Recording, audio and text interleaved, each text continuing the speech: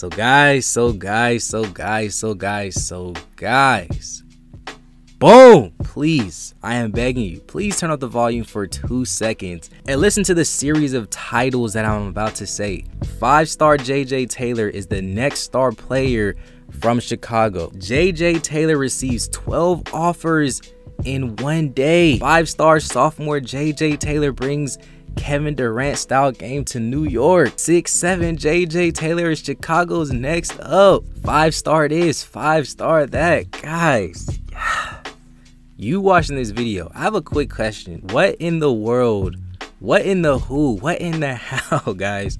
What happened to this man JJ Taylor? I'm sure you guys all remember Javonte Taylor. He was regarded as one of the top players in the entire country, regardless of the class, but specifically in that 23 class. And guys, this is not a joke. This is 100% serious. This is very, very concerning to me, because if you guys remember, JJ Taylor, he was a top 5 player across all the platforms. He was number 4 on rivals.com. He was number 5, I believe, on 24/7 Sports, and also top 5 according to ESPN. And like I also just said, he was the player that was projected to be the next guy, the next superstar, the next player that's gonna make it into the NBA, that's from Chicago, that's gonna put the city on his back and do what he gotta do. But fast forward to 2022, man, guys, this man JJ Taylor, according to 24/7 Sports, is officially rated as the 117th ranked player in the entire country, number 46 on ESPN and number 45 on Rivals. And guys, just to make the situation even worse, I'm not trying to make it worse, but it happened. They snatched that 5th star rating, they snatched the 5 stars, and they only gave him back 4 stars, and JJ Taylor is officially only a 4-star player.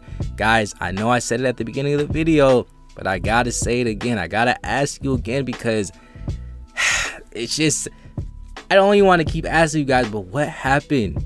What happened to this man JJ Taylor? I've never seen something like this happen in my entire life. To see somebody go from a top 5 player to 117, this I feel like has to be talked about. You guys already know ESPN, all these recruiting sites, they all drop their new rankings for the 23 class, 24 class, all the classes. And obviously we already know they're going to talk about DJ Wagner, Bronny, Mikey. I've been doing it. We've been talking about all these big time players, but JJ Taylor, he's a player that I feel like not a lot of people are actually talking about. And I feel like we gotta shed light on this situation, just because it's very interesting to me.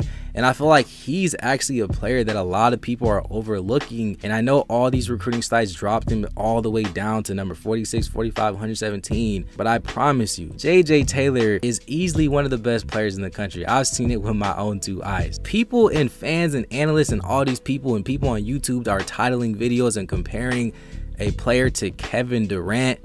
You know that player has a lot of potential. Like I said, he was supposed to be the player from Chicago to be the next big time player up. In my personal opinion, he had all the tangibles. He was long and lanky. I think that was the main reason why people honestly compared him to KD. I will admit, I personally don't see the Kevin Durant comparisons as far as the play style that they both have, but I get it from a lanky and just from an eye standpoint of just how he moves essentially. But as far as the overall player, JJ Taylor, he checks all the boxes whenever it comes to an NBA potential type player. He has the jump shot as well to even pair that up. And even whenever I would see him in person at Donda Academy and a lot of these games, you can tell the defensive potential and ability that he does have. He can do a lot of damage in college and potentially in the NBA. I'm telling you, he's honestly that dude. And if you remember, even before he transferred to Donda Academy at Kenwood Academy, I believe back in 2021, 2020, he was averaging 28 points a game, 7 rebounds,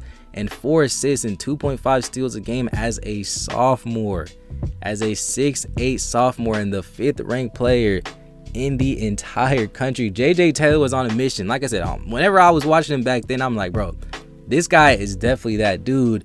and then he eventually transferred over to Donda Academy at the end of 2021, and he decided to team up with Robert Dillingham, Zion Cruz, Ja'Kai Howard, the whole group. You guys already know. And me personally, I'm thinking it's gonna be crazy. I'm thinking this year is gonna be insane with Donda. I'm thinking it's gonna be lit. I'm thinking him and Robert Dillingham are gonna be the best duo in the entire country. And then I saw them a couple of games. I saw them losing games too, and I'm like, what? This is not how I personally imagined. I feel like a lot of people are also not necessarily disappointed, but we all thought that Donda was going to be a lot better and a lot dominant than what they actually were. In my personal opinion, when it comes to JJ Taylor, how he played at Donda Academy, I personally did feel like he was a little inconsistent at times. I mean, let's be honest. There was some games where he would go for 30. There's another games where he would go for 14. There's another game where he would go for 5 points. There's another game where he'd go for 8. Some of the games he would be non-existent, but then he would look like the best player in the country in the next game. There was just too much not consistent play that at least from what I was seeing from JJ Taylor. Yes, I understand that is a knock on his game, but it's also something that he can definitely improve on, and I know he can improve on just because he has that potential to be a star player in my personal opinion. And then the summer hits. The Nike EYBL circuit starts. We finally see him actually teaming up with Bronny James for a weekend. And then for some reason, I don't know why he dipped and didn't play with Bronny for the rest of the summer. Then he transferred over to Mac Irving. And I'm not gonna lie, this is where, I don't know if this is where he messed up, but Mac Irvin and JJ Taylor, they were losing like every single game. And we also have to admit too, JJ Taylor wasn't super dominant in these games. And you can also see the inconsistent play, which is how he was playing during the whole Nike EYBL circuit, at least in the first 2 sessions that he did play. Some games he'll go for 14. Some games he'll go for 6. Some games he'll go for 20. Some notable games that he did have was against DJ Wagner, where he did drop 20 points. And he also dropped 21 points against Bronny James. And I feel like we definitely have to give JJ Taylor credit where credit is due, especially in games where the cameras and the flashes are on him. I know Mac Irvin was losing a lot of games, and I'm gonna be real, I personally feel like JJ was doing the best that he can, so I'm not honestly gonna use that against him, that the fact that they're losing every game. The team as a whole, just compared to the other EYBL teams, just was not on the same level. But like I said, JJ Taylor, I believe he only played in about 2 sessions during that EYBL circuit, and then for some reason he just disappeared. We have not seen him since. Some people said that he got tired of losing, so he just quit on the team. Some people said that he just decided to leave and he just wanted to practice and prepare for his senior year. I don't know where exactly this man JJ Taylor went. If anybody knows, please comment down below. But now, as I'm recording this video, you guys know, you can probably pop it up on the screen. I'll put the links all in the description. But the rankings, JJ Taylor, like I said at the beginning of the video, he's currently ranked as the 117th ranked player in the entire country according to 24/7 Sports. And like I said, this is very interesting. I've just never seen a player go from a top 5 player to just completely out the top 100. Has this ever even happened? I've personally never seen this. Like I said, this is just very personally interesting to me.